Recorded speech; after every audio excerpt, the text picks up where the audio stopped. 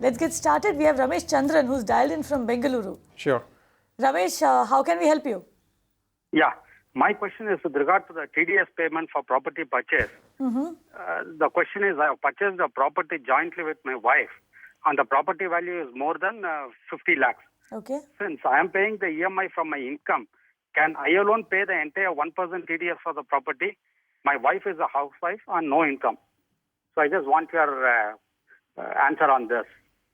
So, Ramesh, tell us one thing. Is your wife a co-owner in the property or are you the sole owner? No, she is a co-owner. She is a co-owner. Okay, yeah. Jayesh, Ramesh and his wife are co-owners, but Ramesh is the one paying the EMIs. Okay. Who pays the TDS? See, Ramesh, again, it is an interesting situation and which is very common situation. But what I understand that this entire property has been purchased by you out of your own money, and the wife is a joint holder for, I would say, the legal purposes. So she is not in essence an economic owner from tax standpoint, and you are the economic owner from a tax standpoint.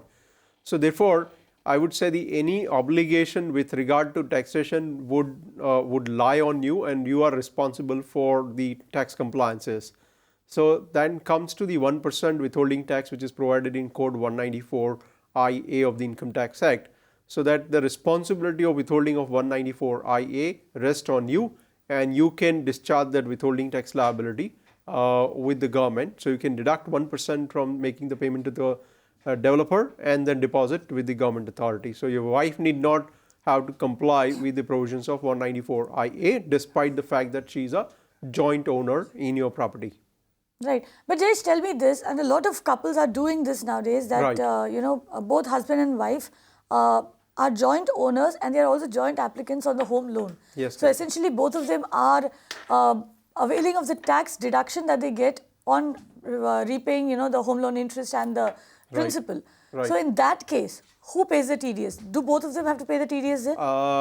See, if both of them are the economic owner and both of them are claiming the benefit of taxation, then yes, then both of are the buyer in that sense, and both of are would the SSC for the purpose of the withholding tax, and both of them will have to, depending on their share of the, I would say, interest in the property. Like take an example, if there is a property price of 100, and if a husband has a 60% share and wife has a 40% share, and if like take an example that a 60 is to be paid to the developer, then that 60 needs to be divided in the ratio of 60-40.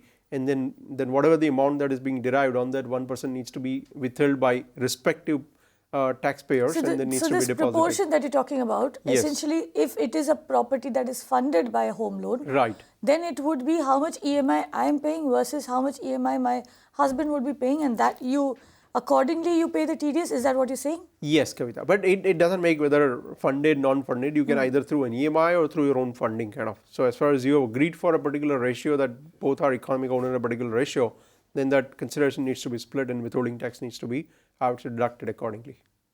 Right. So whoever is the economic owner, now that's a new term that we're learning today. Economic owner is essentially the one who's footed the bill for that particular property. So the one who makes the payment for the property pays the TDS on that property. Key takeaway coming for all you. You can watch live TV on our website mpnow.in. Find us on Facebook at facebook.com/magicbricksnow. And don't forget to click the like button. You can also follow us on Twitter at magicbricksnow. To stay updated with all our programming, hit the subscribe button on our YouTube channel by logging on to youtube.com/magicbricksnow.